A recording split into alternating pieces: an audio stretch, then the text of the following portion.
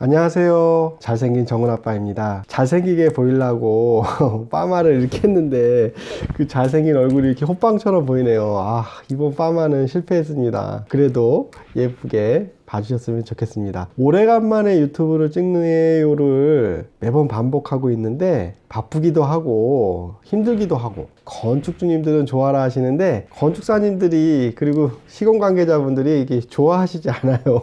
그래서 어떻게 해야 하나 고민을 많이 했습니다. 근데 뭐 어차피 블로그 할 때도 제가 욕을 많이 먹으면서 했는데 유튜브 뭐 까이거 욕 먹으면 되지 뭐, 그쵸? 건축주님들만 욕을 안 하시면 되지 라고 생각하면서, 많이는 아니지만 가끔씩이라도 건축주님들을 위한 편파적인 영상을 계속 만들려고 합니다. 많은 응원 부탁드리겠습니다.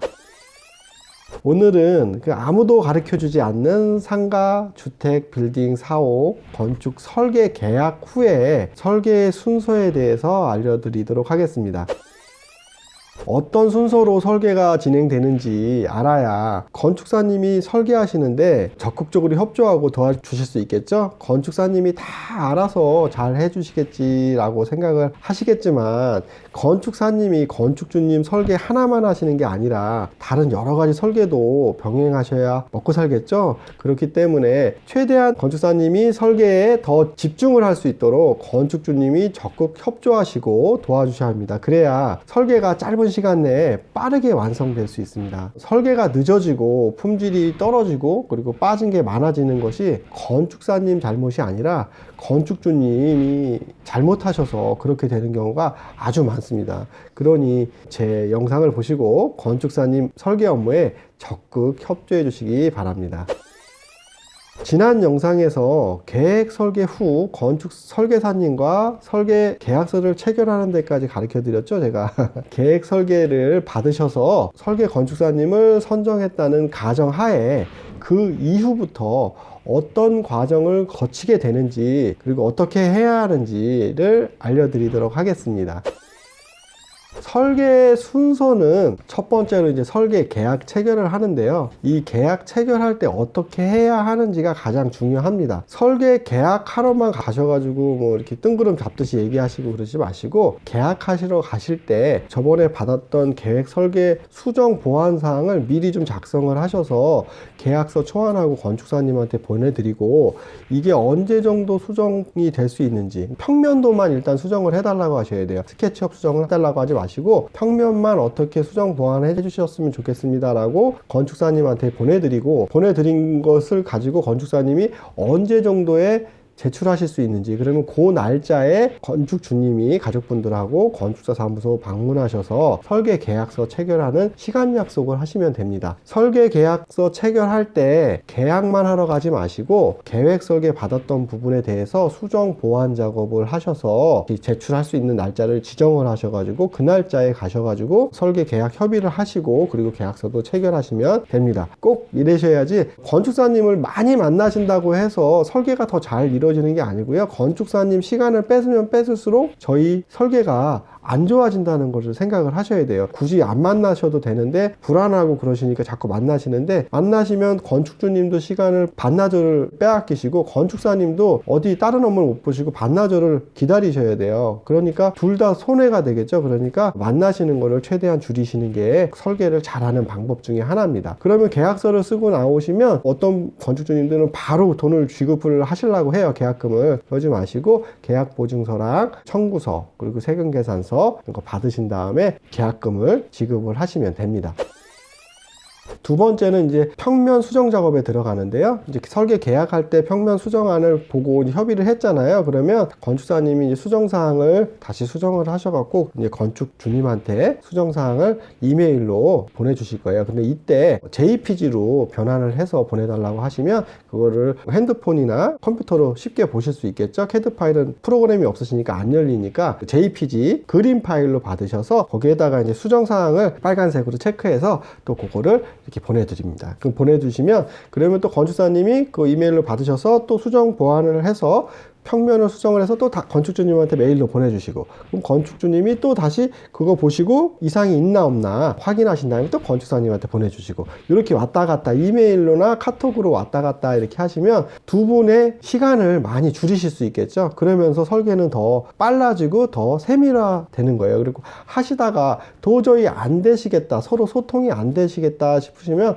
그때 한번 더 찾아가셔가지고 서로 협의를 보시는 게 좋습니다. 여기서 중요한 것은 평면만 수정 보완하셔야 돼요. 평면 요만큼 바꾸시고 인면을 또 이렇게 바꿔달라, 그리고 또 요만큼 바꾸고 또 인면을 바꿔달라 하면 건축사님이 처음에는 해주시는데 한 두 번, 세 번 정도 되면 배터리가 다 돼요. 그래서 나중에는 자포자기가 돼요. 그러다 보면 시간이 길어지고, 그리고 다른 설계를 먼저 하시게 돼요. 그러면 저희 집 제 건물 설계가 뒤로 밀려지고, 그리고 품질이 떨어지게 되는 거예요. 그러니까 항상 평면부터 확정을 한 다음에 그 다음에 인면 수정 보완 작업을 들어가야 돼요. 그때 이때 평면 수정 작업 들어갈 때 건축사님한테 레벨 측량, 대지의 높낮이, 우리 땅 건물을 이렇게 저어서 올려야 되는데 이 설계할 때 이 땅의 높낮이가 중요하거든요. 인면도라든지 단면도, 그리고 기타 공사용 도면 그릴 때는 레벨이라는 땅의 높낮이를 알아야 돼요. 그래서 레벨 측량을 좀 해달라고 해주시고, 도면에 레벨 표기를 해달라고 하시고, 그리고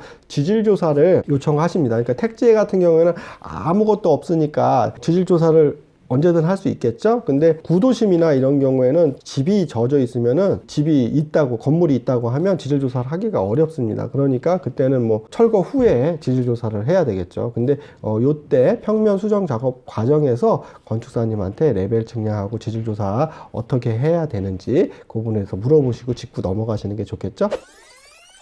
세 번째로 이제 인면 수정 작업을 들어갑니다. 보통 이제 스케치업으로 칼라까지 해가지고 인면 수정 작업을 하는데요. 요것도 평면 수정 보완 작업 할 때랑 똑같이 건축사님이 이제 평면을 확정한 걸 가지고 인면을 그려서 보내주시면 그걸 보시고 수정할 사항들 이렇게 체크하셔가지고 다시 핸드폰 사진을 찍던가 아니면 스캔을 하셔가지고 메일로 보내주셔야 돼요. 이때 말로 설명하면 서로 이해를 못해서 잘못 수정을 하실 수 있어요. 그러니까 꼭 도면에다가 수정 사항들을 정확히 체크를 하시고 그 내용을 정확히 글로 쓰셔가지고 보내주시는 게 아주 좋습니다. 그래서 이해가 안 되면 아마 건축사님이 전화하셔서 물어보실 거예요. 그러면 이렇게 서로 대화가 잘 이루어지겠죠. 그러니까 꼭 잘 적으셔가지고 잘 체크하셔가지고 보내주시는 것을 명심하셔야 됩니다. 그래서 인면 과정에서 한 번, 두 번, 세 번 이렇게 왔다 갔다 하면서 인면을 확정하시는 거예요.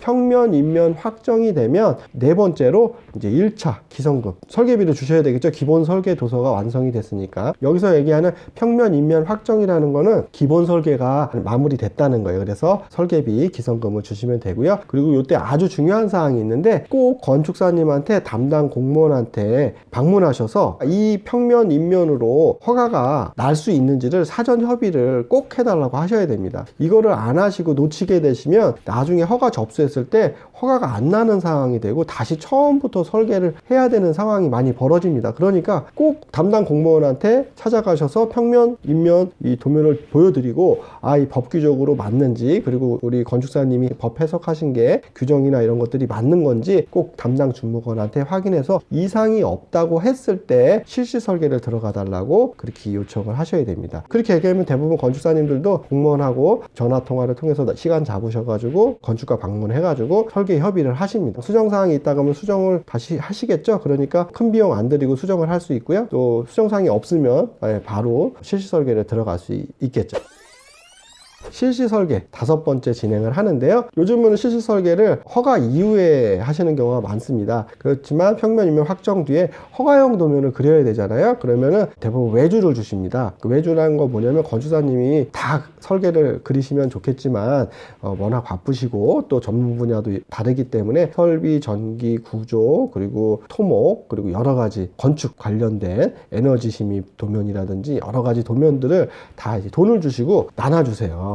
외주를 준다고 하죠. 비용이 들어간다는 얘기예요. 그래서 평면 인면을 확정한 다음에 외주를 줘야 되는 거니까 평면 인면 확정을 건축주님이 확실하게 해주셔야 돼요. 애매하게 하셔갖고 나중에 평면 인면 확정한 다음에 이거 바꿔주세요 그러면 건축사님이 많이 당황하시고 많이 싫어하세요. 그러니까 꼭 평면 인면 확정을 신중히 하셔야 되고, 평면 인면 확정이 되면 될 수 있으면 수정을 안 하시는 게 좋고요. 수정을 하면 서로 되게 피곤해진다 라고 생각을 하시면 좋겠습니다. 그래서 실시 설계 도면이나 아니면 허가용 도면을 이제 작성을 하는 거예요. 이때 평면 인면을 확정하시고 실시 설계를 해달라고, 공사용 도면이죠, 실시 설계는. 그래서 실시 설계 요청을 하실 때 건축주님이 필요한 도면, 공사용 도면이 필요한 도면 목록하고, 그리고 요청 서류들, 그리고 뭐뭐뭐뭐 체크해서 도면에 표기해달라는 내용들, 좀 자세한 리스트라고 하죠. 그런 것들을 좀 정리를 하셔서 건축사님한테 제공을 하시면 건축사님도 그걸 검토해서 외주 업체들한테 이거 도면에 설계하실 때 꼭 반영해야 합니다 라고 전달을 하죠. 그렇게 하면 도면이 더 완성도가 높겠죠.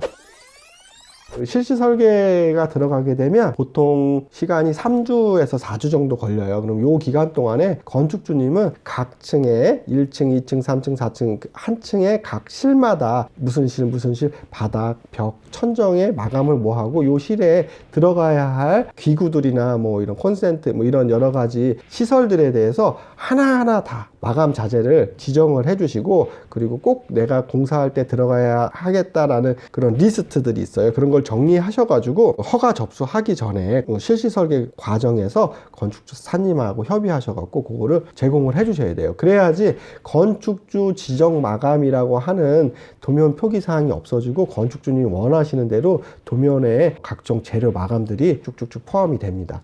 난 그런 거 난 모르는데 라고 하시면 안 돼요. 왜 그러냐면 모르면은 건축주님이 지정을 안 하셨기 때문에 뭘로 할지 모르세요. 이 마감을 벽지를 뭘로 하지, 바닥을 뭘로 하지, 건축주님이 정해주시지 않았기 때문에 이거를 도면에 표기할 수 없는 거예요. 그러니까 힘드시더라도 건축주님이 다 체크를 해주셔야 돼요. 건축사님이 좀 이렇게 해주시면 안 돼요 라고 생각하시면 건축사님한테 건축사님 기준으로 마감재를 다 선정을 해주세요 라고 부탁을 하셔야 되겠죠. 그쵸? 아니면 건축주 지정 마감으로 이렇게 표기가 되면 시공사들이 견적을 못 내니까 꼭 건축주님이 자재를 하나하나 선정해 주시든지 아니면 건축사님한테 지정을 해달라고 꼭 얘기를 하셔야 됩니다. 무슨 얘기인지 아셨죠? 좀 힘들어요. 7번째는 허가 접수 도면이 완성이 됩니다. 허가 접수 도면이 완성이 되면 건축사님한테 접수하시기 전에 꼭 한번 한부를 PDF 파일이나 아니면은 JPG 파일로 변환을 하셔갖고 건축주님한테 보내달라고 하시고, 아니면은 제본을 하나 출력해서 출력본을 하나 달라고 하셔서 내가 요청한 사항들이 좀 제대로 들어갔는지, 그리고 뭐가 빠져 있는지 체크를 하시는 게 좋습니다. 허가용 도면에는 빠져 있는 게 많을 수 있어요. 급하게 허가 접수하다 보면.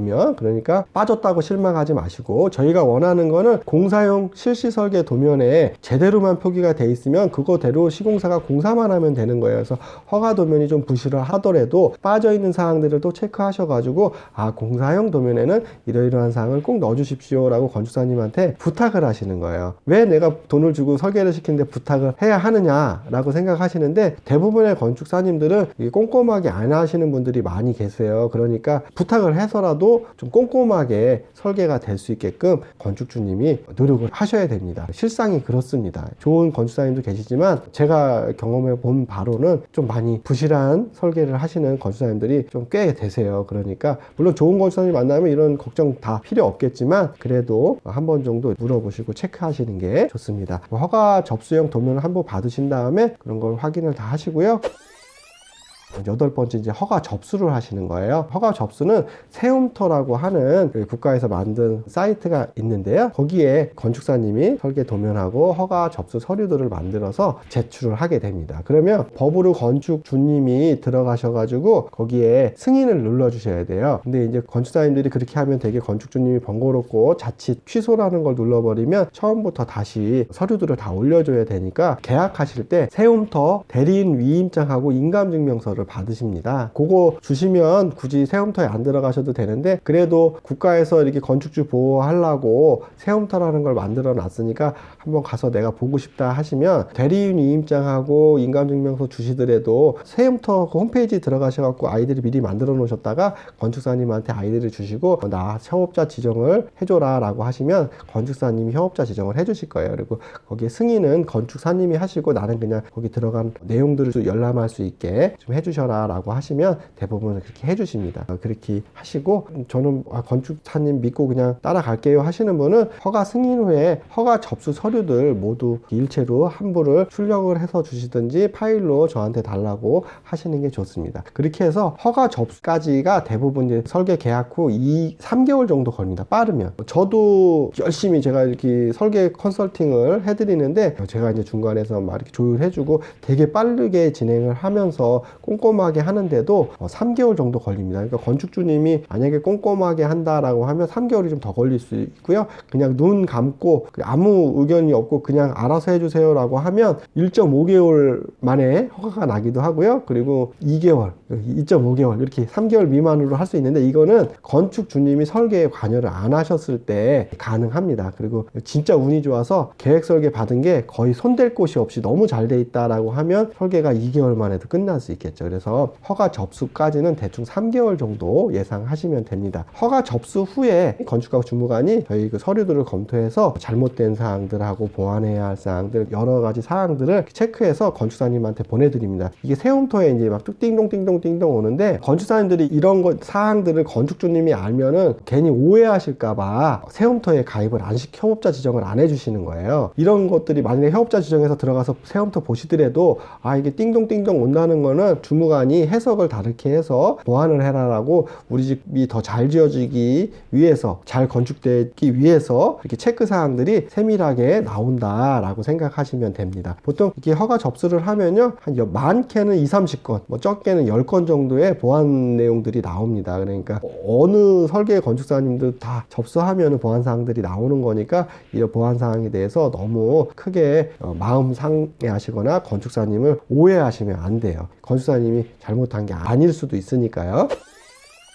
접수 후 허가 승인까지는 보통 2주 정도 시간이 소요가 됩니다. 유관부서가 많아요. 도로과, 그리고 청소행정과, 뭐 환경과, 그리고 사회복지과, 건축과, 소방, 통신, 전기, 이렇게 쫙 유관부서에다가 다 회담을 돌려서 이상이 없는지를 다 확인을 해서 승인을 내주는 거예요. 그래서 다 모든 과에서 다 승인을 내줬을 때 그때 허가 승인이 납니다. 그게 보통 2주 정도 걸리고요. 많게 뭐 좀 심각하게 좀 문제가 생기는 거가 있다, 건축사님이 피드백을 좀 늦게 주셨다, 좀 보완 서류들을 늦게 제출해주고 건축주님이 결정을 늦게 해주신다라고 하면 보통 3주, 4주가 걸릴 수도 있어요. 그러니까 보완이 나왔다 그러면 주님도 최대한 빨리 적극적으로 컨펌을 내려주시면 돼요. 어떻게, 이 건축사님 의견이 이렇다면 그렇게 가시죠. 이렇게 큰 문제가 아니라면 빨리빨리 해주시는 게 허가를 빨리 낼 수 있는 방법입니다. 그래서 허가 승인이 딱 나면 건축 허가서하고 허가 조건을 수령하라고 이제 공문이 내려오는데요. 이거 될 수 있으면 건축사님한테 설계 계약할 때 이 비용을 설계비에 포함해서 등록세하고 공인주택 채권 매입을 하셔야 되는데 보통 한 20만 원 정도 할 거예요. 요거를 설계비에 포함해서 계약을 하시면 건축사님이 가서 찾아갖고 오셔가지고 건축주님한테 제출을 해주실 거예요. 허가서하고 허가 조건은 정말 잘 갖고 계셔야 됩니다. 허가 접수 서류도 통째로 출력 다 하기 힘드시다고 하시면 허가 접수 서류를 파일로 USB나 이런 데 담으셔갖고 달라고 하시면 주실 거예요. 그러면 그거 갖고 계셨다가 나중에 시공사한테 그대로 견적할 때 그 부분을 주셔갖고 견적에 반영을 해달라고 하시면 될 거예요. 그래갖고 허가 승인이 나면 설계에 기성금을 지급을 하시면 됩니다. 기성금 지급할 때는 뭐뭐 받으라고요? 세금계산서하고 청구서, 통장사본 받으신 다음에 지급을 하시면 되겠죠. 10번째, 허가 승인이 난 다음에 실시 설계를 하게 됩니다. 이제 공사용 도면을 작성을 하게 됩니다. 공사용 도면은 정말 세밀하게 잘 설계가 돼야 되겠죠. 그거를 보고 시공사가 건물을 짓는 거예요. 그 도면을 보고. 그러니까 이 도면이 설계가 잘못되어 있으면 시공도 잘못되어 있는 거예요. 이 도면에 빠져 있으면 시공사가 나중에 추가 비용을 요구할 수 있어요. 그러니까 이 설계에 빠진 게 없어야 되고, 그리고 제대로 설계가 돼야 되겠죠. 그래서 이 실시 설계하는 기간은 보통 2주 정도에서 3주 정도 예상을 하셔야 돼요. 물론 허가 때 설계를 잘 해서 접수하신 분들은 실시 설계 기간이 뭐 일주일 정도면 금방 끝나는데, 대부분 또 그렇지 않으시니까 허가 접수하시고 보통 2주에서 3주 정도 지나면 공사용 도면을 완성을 해 주십니다. 그러면 보통 공사용 도면 세부를 제본해 달라고 하시고, 캐드 파일 달라고 하시고, 그리고 특기 시방서 달라고 하시고, 그리고 기타 시공사 선종 자료들을 달라고 하셔서 시공사 입찰을 준비하시는 게 좋겠죠. 설계 건축사님한테 시공사를 선정할 때 필요한 서류들, 그런 것들을 다 받으시고, 그리고 혹시 적산을 요청하신 분들이 있을 거예요. 그러면 공례역서를 받으셔서 그것도 시공사한테 전달할 수 있도록 하시는데, 정말 중요하게 보통 이제 설계사무소에서 주시는 공례역서에는 품목, 단위, 수량 세 가지가 포함되어 있습니다. 이렇게 해서 단가만 빠져 있는 상태에서 제공을 하게 되는데, 이거를 그대로 시공사한테 제공을 하시게 되면 나중에 분쟁의 소지가 되게 많이 생깁니다. 그 견적을 뽑을 때 누가 뽑느냐에 따라서 차이가, 수량이나 단가 차이가 너무 크게 벌어지기 때문에 이 부분을 되게 주의하셔야 되는데요. 공례역서를 주실 때는 시공사한테 꼭 수량하고 단가가 지워진 상태에 공례역서를 지급을 하셔야지 시공사 분쟁을 예방할 수 있습니다. 여기까지 설계 계약 이후에 설계 과정이 어떻게 되는지 간략하게 제가 설명을 드렸습니다. 좀 길었나요? 예. 설계는 정말 중요하고 또 중요하고 또 중요합니다. 그래서 정말 건축주님이 신경을 많이 쓰셔야지 그 설계 도면이 잘 완성이 돼서 잘 시공이 되어질 수 있는 겁니다. 건축주님께서 고생을 안 하시고 그냥 눈 감고 설계사무소에서 알아서 하겠지, 시공사에서 알아서 하겠지라고 생각을 하시면 나중에 큰 피해를 보실 수 있으니까 꼭 유의하셔서 건축주님이 챙겨주셨으면 좋겠습니다. 여기까지 마무리하고요. 다음 영상에는 그 누구도 가르쳐주지 않는 설계 진행 과정에서 평면도, 입면도, 단면도를 보며 그 건축주가 꼭 체크해야 할 사항들이 어떤 사항들인지에 대해서 알려드리도록 하겠습니다. 도면을 보시고 어떻게 보실지 모르시잖아요. 그러니까 이 도면을 보시고 이거를 어떻게 건축사님한테 이거 뭐뭐뭐뭐 빠졌으니까 뭐뭐뭐뭐 해주시고 뭐뭐뭐뭐뭐 넣어주세요. 그리고 요건 요렇게 해주시고요. 그리고 요거는 꼭 한번 검토해 주시고요. 이게 반영이 됐는지를 확인해 주세요. 뭐 이런 식으로 수정할 수 있게끔 이렇게 체크하는 방법을 가르쳐 드리도록 하겠습니다. 더 좋은 영상을 원하신다면 구독과 좋아요 눌러주시면 감사하겠습니다. 다음 영상에서 뵙겠습니다. 감사합니다.